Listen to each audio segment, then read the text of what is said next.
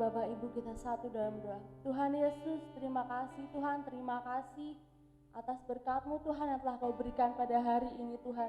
Kami bersyukur Tuhan, kami dapat berkumpul di tempat ini Tuhan untuk memuji dan memuliakan nama-Mu Tuhan. Tuhan, kiranya sebentar kami akan mulai ibadah kami, kiranya Kau berkati kami, Kau tuntun ibadah kami Tuhan. Kiranya ibadah ini ada di dalam tangan-Mu Tuhan. Kami serahkan ibadah ini ke dalam tangan-Mu Tuhan.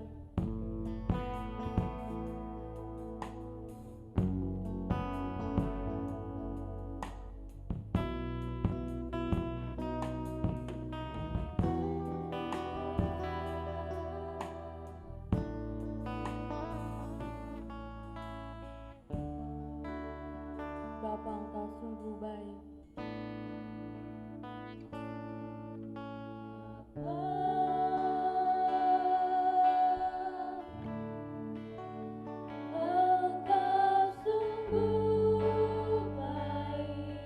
Kasih-Mu melimpah Tuhan.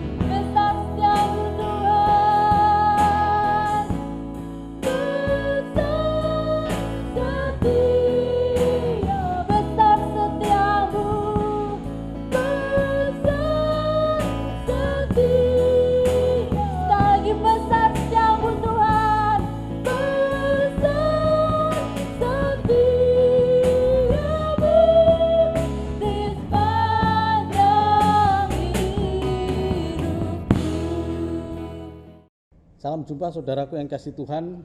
Puji nama Tuhan, kita bertemu kembali dalam ibadah hari Minggu ini.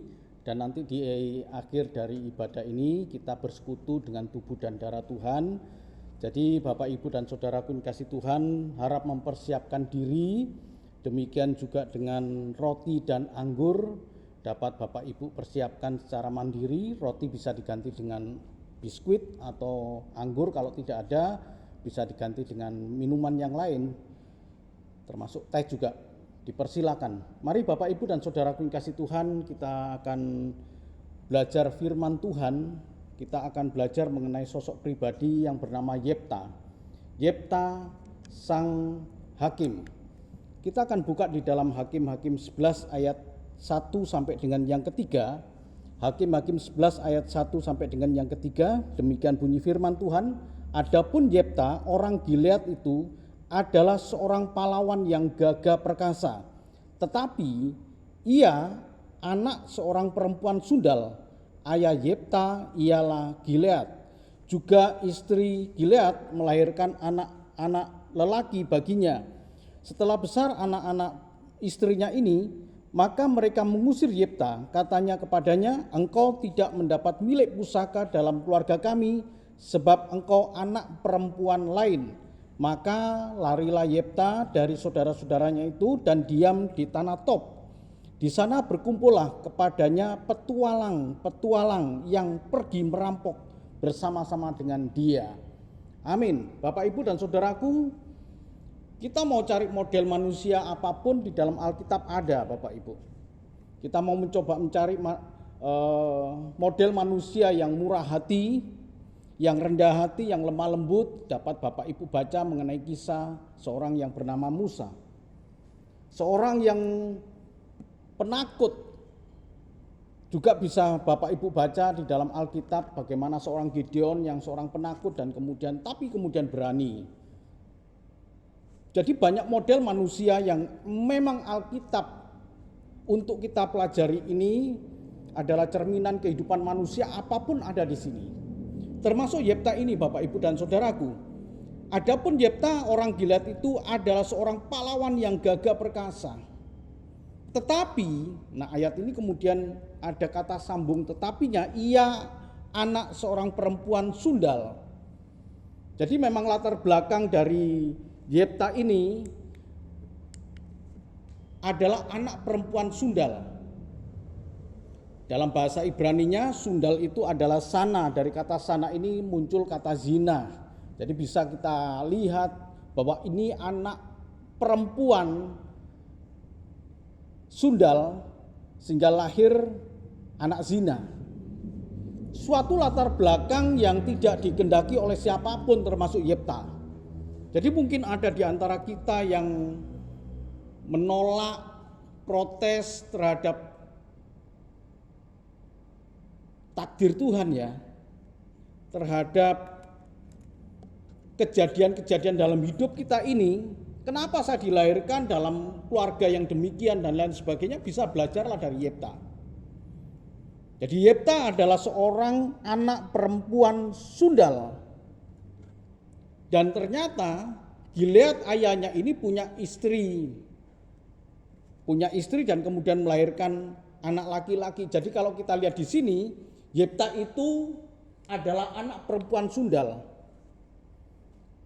bukan dari seorang istri. Perempuan sundal yang kemudian melahirkan dia.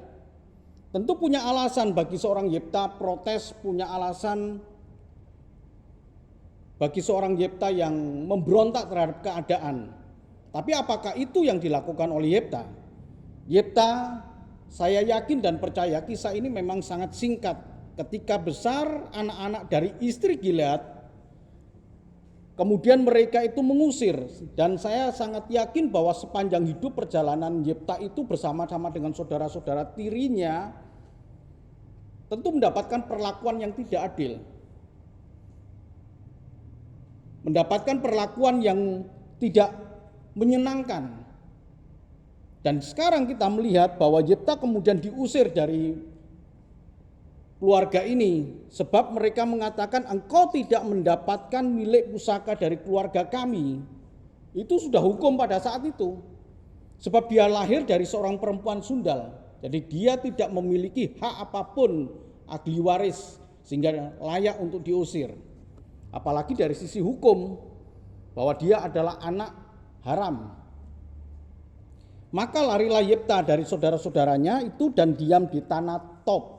Jadi kalau kita lihat kehidupan Yefta ini, tinggal di Tob itu di wilayah kerajaan Aram, bukan di Israel. Gilead itu adalah satu tanah bagian dari Israel. Sementara Tob itu adalah wilayah kerajaan Aram di luar Israel, di sebelah utara dari Gilead. Artinya apa? Dia terbuang, hidup terbuang. Ayat 7 berkata, sebagai bukti bahwa dia adalah orang yang terbuang, sekalipun tadi sudah dikatakan diusir, maka larilah Yefta dari saudara-saudaranya, itu ayat yang ketiga. Dan kemudian ayat 7 memperjelas lagi, tetapi kata Yefta kepada tua-tua Gilead itu, ini ketika Yefta yang terbuang tadi, kemudian mereka membutuhkan Yefta. Dia datang kepada Yefta, minta tolong kepada Yefta. Ini pelajaran penting bagi kita yang merasakan terbuang, yang merasakan mungkin diremehkan, dipandang sebelah mata. Tunggu dulu, kita nggak usah protes. Suatu hari nanti Tuhan akan mengangkat kita dan orang-orang yang melecehkan kita, orang-orang yang merugikan kita, orang-orang yang memandang kita sebelah mata akan datang membutuhkan kita. Ayat 7 berkata, tetapi kata Yefta kepada para tua-tua Gilead itu, bukankah kamu sendiri membenci aku dan mengusir aku dari keluargaku? Mengapakah kamu datang sekarang kepadaku pada waktu kamu terdesak? Nah, Bapak, Ibu, dan saudaraku, inilah salah satu dinamika kehidupan. Apapun keadaan kita, apapun kejadian-kejadian dalam hidup kita, mari kita belajar dari sosok seorang yang bernama Yefta. Di awal tadi dikatakan, seorang pahlawan yang gagah perkasa. Untuk menjadi seorang pahlawan yang gagah perkasa, maka dibutuhkan satu perjalanan hidup yang tidak mudah. Sama seperti Yefta. Untuk dibutuhkan menjadi seorang Kristen yang kuat, maka dibutuhkan satu perjalanan yang tidak mudah. Hebat ini. Dari kisah ini kita belajar, baik belajar secara kehidupan sehari-hari maupun belajar secara rohani. Bagaimana iman Yefta. Bagaimana dia menyikapi keadaan yang sebenarnya bagi Yefta sangat merugikan. Dia tidak ingin dilahirkan dari seorang perempuan sundal. Tidak, dia tidak ingin. Itu adalah kehendak Tuhan. Tapi dia terima. Dia terima keadaan itu. Dia dilahirkan oleh seorang perempuan sundal. Dan kalau kita lihat di sini, apakah Yefta punya dendam? Dendamkah dia?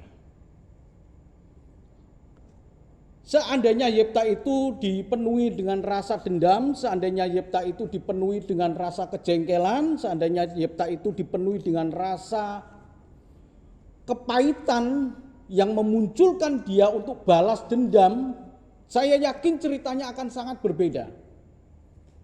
Dia tetap akan berada di dalam keadaan yang tidak enak, dia akan tetap berada di dalam keadaan yang hina. Tapi dia tidak. Ini yang kita pelajari. Jadi bukan kebetulan kalau pada pagi hari ini, pada ibadah saat ini kita belajar tentang seorang yang bernama Yefta. Keadaan Tuhan memakai hukuman atas Israel itu untuk mengubah keadaan Yefta. Jadi keadaan Yefta itu diubah oleh Tuhan. Melalui pemberontakan orang-orang Israel Jadi hukuman atas Israel ini membuat hidup Yefta berubah. Mari coba kita lihat di dalam pasal yang ke-10 dari Hakim-Hakim. Kita di dalam ibadah ini tidak lepas dari kitab Hakim-Hakim ini. Jadi tidak ada hal yang lain yang akan kita pelajari. Tapi kita bisa menarik pelajaran dari Hakim-Hakim ini tentang Yefta. Dalam ayat yang ke-6 sampai dengan ayat yang ke-7 dari Hakim-Hakim 10 itu dikatakan Israel ditindas oleh Bani Amon. Orang Israel itu melakukan apa yang jahat di mata Tuhan. Mereka beribadah kepada para Baal dan para Asitoret, kepada para Allah orang Aram, para Allah orang Sidon, para Allah orang Moab, para Allah Bani Amon, dan para Allah orang Filistin. Tetapi Tuhan ditinggalkan mereka dan kepada Dia mereka tidak beribadah. Ayat 7. Lalu bangkitlah murka Tuhan terhadap orang Israel dan Ia menyerahkan mereka ke dalam tangan orang Filistin dan Bani Amon. Ini latar belakangnya. Jadi kenapa orang Israel itu berada di dalam cengkeraman orang Filistin dan orang Bani Amon ini? Luar biasa ini.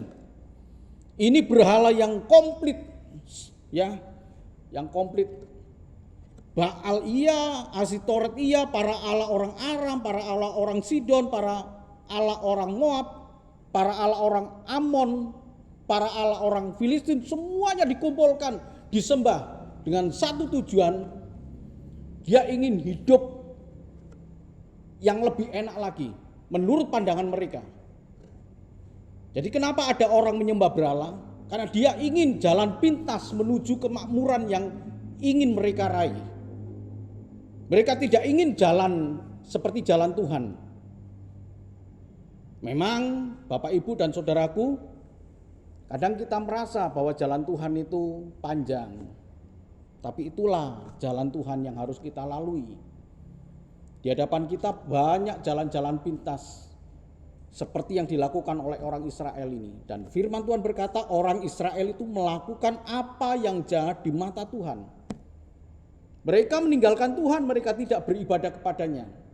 Sehingga mereka berada dalam satu cengkeraman yang sangat menakutkan. Kalau Bapak Ibu baca pada ayat yang ke-7 tadi, datanglah para tua-tua itu untuk minta tolong kepada Yefta karena keadaan yang tidak menyenangkan. Ayat 4 berkata beberapa waktu kemudian Bani Amon berperang melawan orang Israel. Dan ketika Bani Amon itu berperang melawan orang Israel, pergilah para tua-tua Gilead menjemput Yefta dari tanah Tob, dari tempat pembuangan. Sekali lagi Yefta, kalau Yefta dipenuhi dengan rasa dendam, kalau Yefta dipenuhi dengan rasa kebencian, maka satu kesempatan yang baik bagi Yefta untuk mengusir para tua-tua itu dan berkata, nyala engkau. Atau bahkan mungkin dia menyuruh teman-temannya yang disebutkan tadi, dia adalah petualang-petualang, perampok-perampok, bahkan mungkin bisa membunuh di tempat itu. Dendamkah Yefta? Enggak. Pelajaran bagi kita. Kenapa demikian Bapak Ibu? Pelajaran ini penting bagi kita. Karena Tuhan, kalau Bapak Ibu dengar kebenaran firman Tuhan, Tuhan ingin kita memiliki hati seperti hatinya Tuhan. Kenapa Tuhan meminta kepada kita untuk memberkati orang yang menganiaya kita dan bukan mengutuk? Bukan sekedar berkat di balik itu ya, tetapi Tuhan menghendaki kita punya hati seperti hatinya Allah. Jadi kalau Allah melihat dosa, tentu kita tidak punya lagi perkenanan untuk didamaikan. Habislah kita.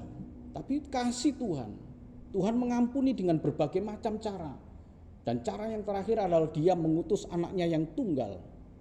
Mati bagi kita. Demikian pula dengan Yefta. Dia tidak punya dendam. Dia terima keadaan itu. Dan ketika itu dia berkata kepada tua-tua yang datang Bukankah kamu sendiri membenci aku dan mengusir aku dari keluargaku? Mengapakah kamu datang sekarang kepadaku pada waktu kamu terdesak? Sampai terjadilah perjanjian bahwa kalau Yefta bisa mengalahkan Bani Amon, maka mereka akan mengangkat dia menjadi kepala atas orang-orang Israel. Ini cara Tuhan. Jadi cara Tuhan itu memberikan hukuman atas Israel untuk mengangkat Yefta yang masih punya rasa percaya kepada Tuhan dibandingkan dengan orang-orang Israel yang melakukan apa yang jahat di mata Tuhan. Bagaimana dengan hati kita, Bapak Ibu? Apakah kita punya rasa hati yang betul-betul terpaut dengan Tuhan? Atau separuh hati kita, cinta kita kepada duniawi ini? Ini pelajaran buat kita bagaimana ketika orang Israel itu melakukan apa yang jahat di mata Tuhan, maka Tuhan menghukum mereka. Bukan Tuhan itu jahat, supaya menjadi pelajaran bagi mereka bahwa Allah itu dialah yang layak disembah. Nanti di bagian akhir Bapak Ibu bisa melihat satu pengakuan dari Allah. Kenapa Tuhan memberikan kemenangan? Supaya mereka tahu, akulah Allah.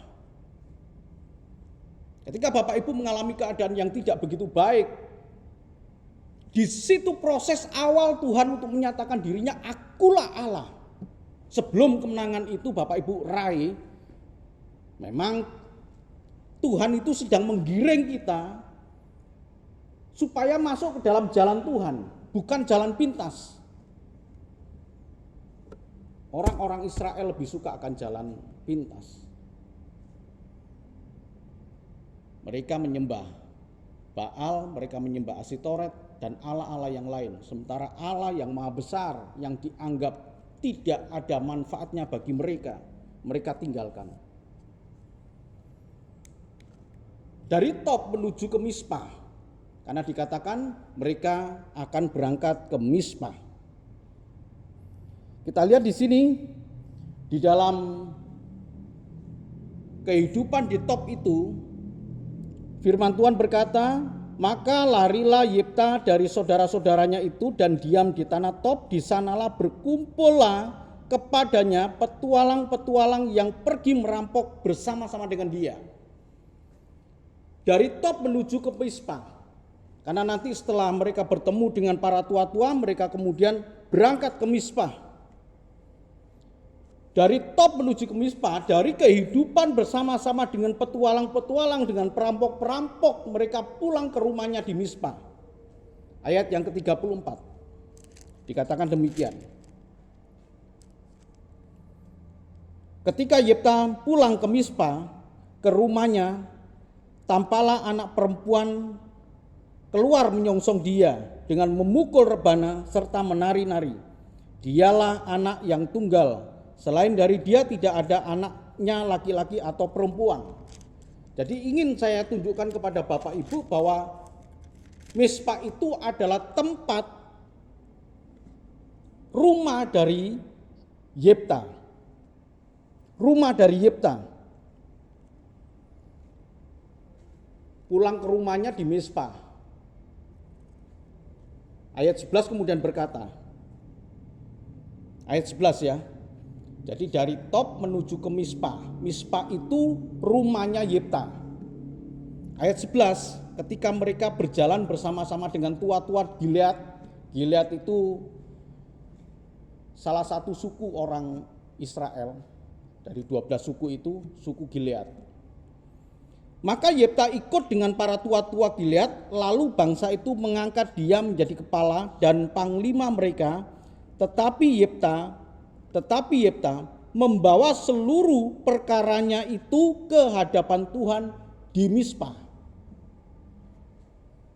Tetapi Yefta membawa seluruh perkaranya itu ke hadapan Tuhan. Tadi saya katakan, kenapa Yefta dipilih oleh Tuhan? Karena bangsa Israel adalah bangsa yang melakukan apa yang jadi mata Tuhan. Allah yang maha besar itu dia tinggalkan dan tidak ibadah kepadanya. Tapi Yefta masih punya hati.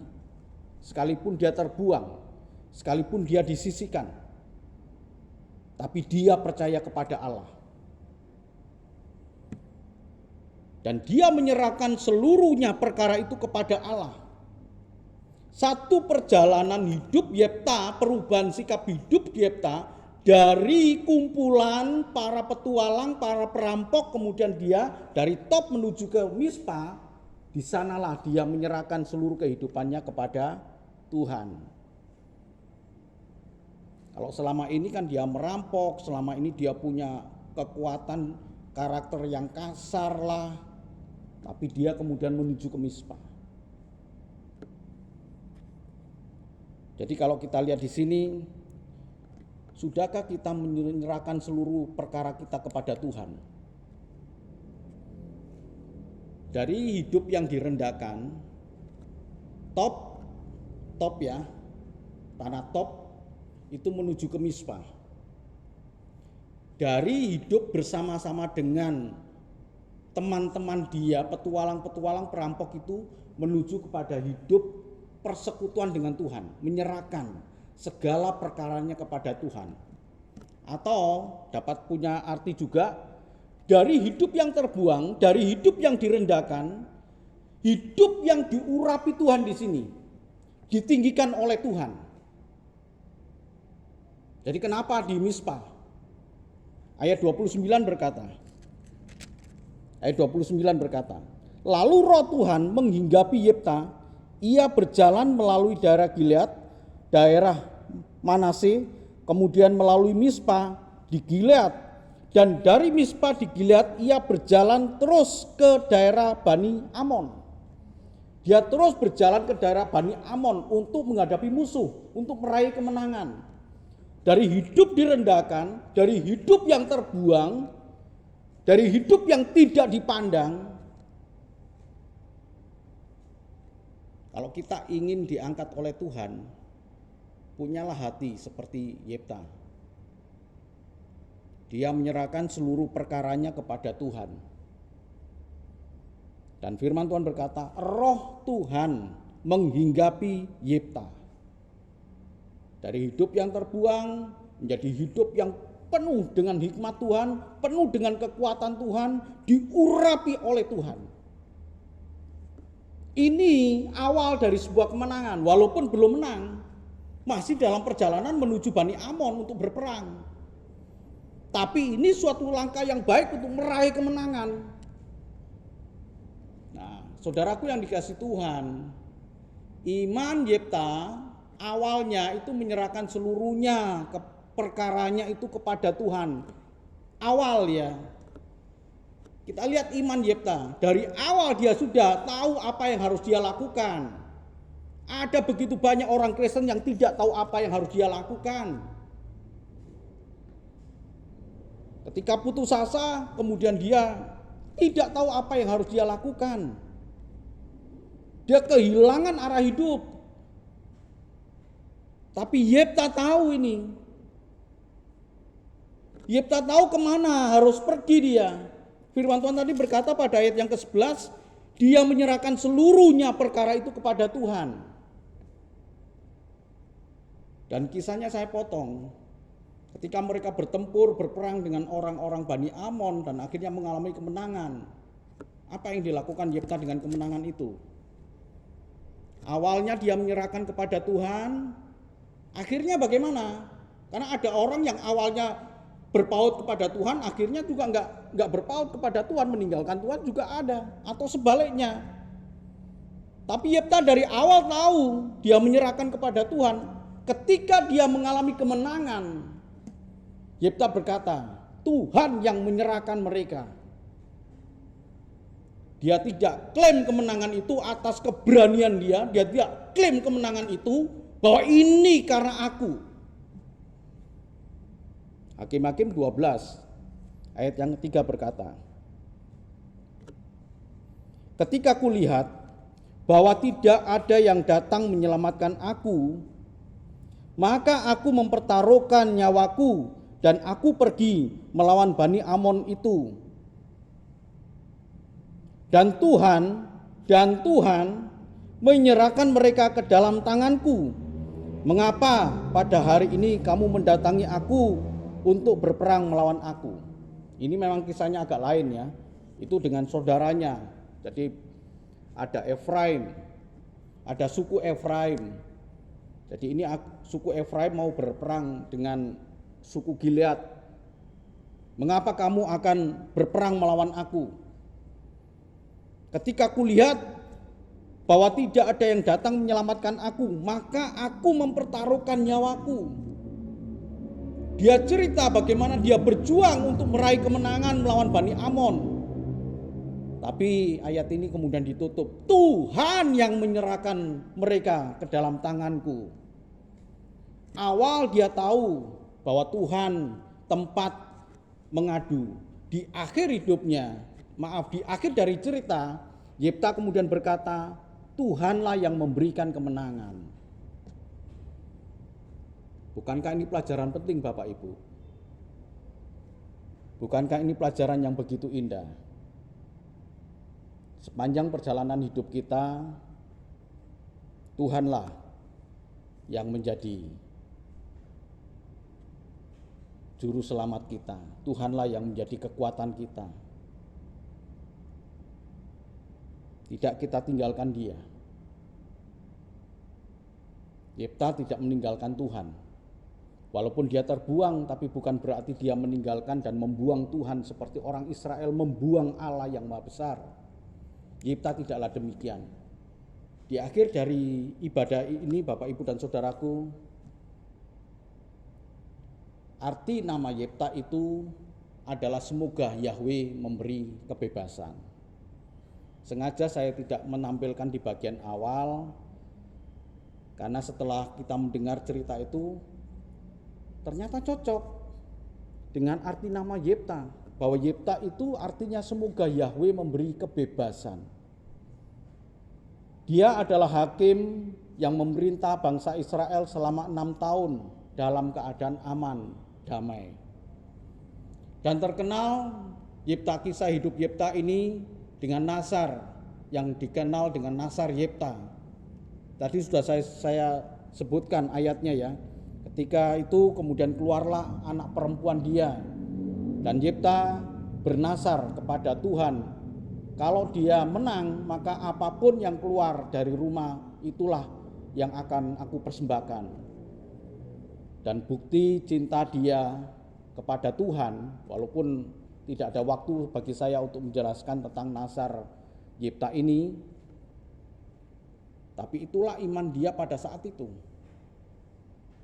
Dia kemudian memberikan korban anaknya satu-satunya, karena firman Tuhan tadi berkata, dia tidak punya anak laki-laki atau perempuan lain. Ini anak tunggal Yefta, dan kemudian diserahkan kepada Tuhan sebagai janji memenuhi nasar Yefta.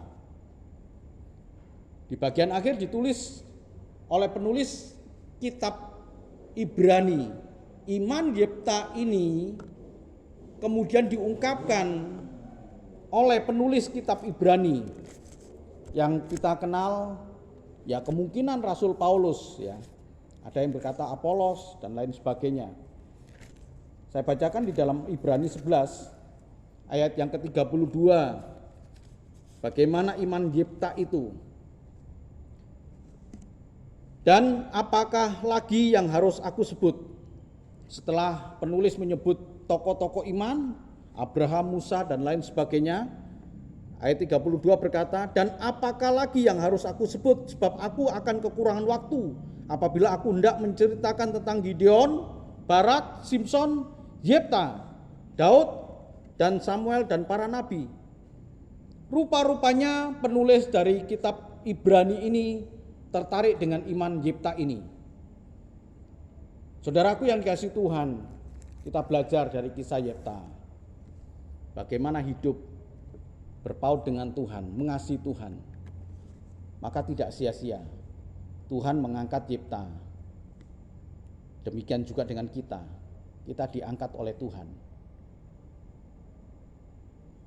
Sudahkah kita punya hubungan yang begitu erat dengan Tuhan? Itu yang menjadi pertanyaan dalam hidup kita. Tuhan memberkati. Amin. Ya, puji nama Tuhan, Bapak, Ibu, dan Saudaraku, kita sudah mendengarkan kebenaran firman Tuhan. Mari di akhir dari ibadah ini, kita akan bersekutu dengan tubuh dan darah Tuhan. Bapak, Ibu mempersiapkan roti dan anggur yang akan kita makan dan minum. Mari kita satu di dalam doa terlebih dulu. Bapa yang baik, kami bersyukur kepada Engkau Tuhan, Engkau Allah yang Maha Kudus. Terima kasih Tuhan, terima kasih buat kebenaran firman-Mu. Dan pada tangan kami ini Tuhan ada roti sebagai lambang tubuh Tuhan dan anggur sebagai lambang darah Kristus yang sebentar akan kami makan dan minum. Terima kasih Tuhan, terima kasih. Ampuni segala dosa dan pelanggaran kami Tuhan. Layakkan kami untuk ambil bagian di dalam perjamuan kudus ini. Dan inilah kebenaran firman Tuhan, bahwa Tuhan Yesus pada malam waktu Ia diserahkan mengambil roti, dan sudah itu Ia mengucap syukur atasnya. Ia memecah-mecahkannya dan berkata, inilah tubuhku yang diserahkan bagi kamu, perbuatlah ini menjadi peringatan akan aku. Mari kita angkat roti dengan tangan kanan lebih tinggi dari kepala kita, hormat akan tubuh Tuhan. Bukankah roti yang kita pecah-pecahkan adalah persekutuan dengan tubuh Kristus? Haleluya. Dalam nama Tuhan Yesus kita makan tubuh Tuhan ini. Amin.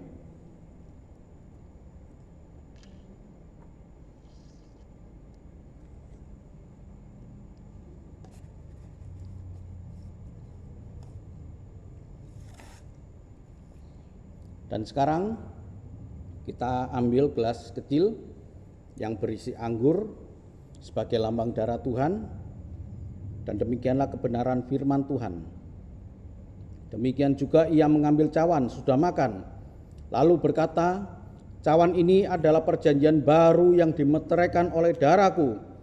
Perbuatlah ini setiap kali kamu meminumnya, menjadi peringatan akan aku. Mari kita angkat gelas kecil ini lebih tinggi dari kepala kita, hormat akan darah Kristus.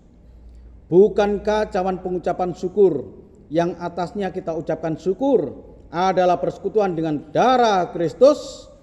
Haleluya. Dalam nama Tuhan Yesus kita minum darah Tuhan.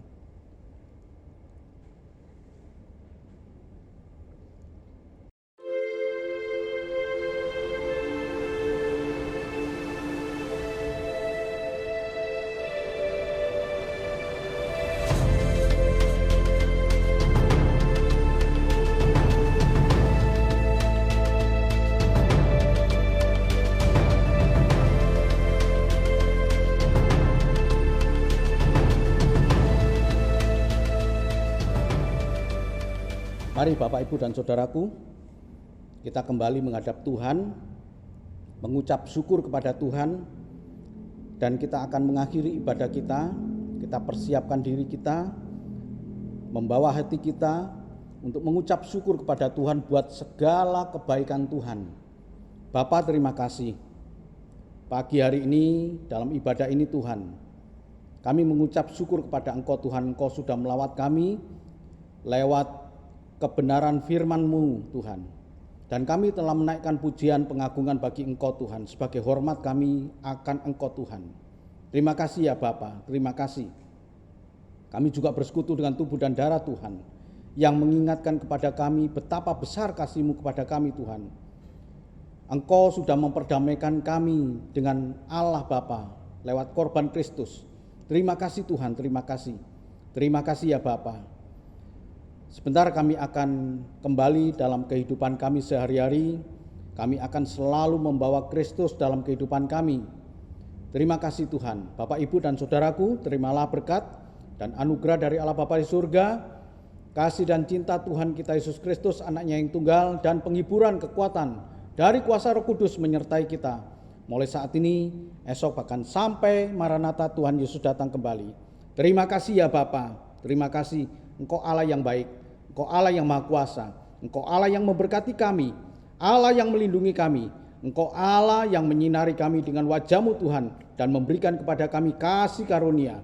Engkau Allah yang menghadapkan wajah-Mu kepada kami Tuhan dan memberikan kepada kami damai sejahtera. Terima kasih ya Bapa. Engkau memberkati kami semua Tuhan.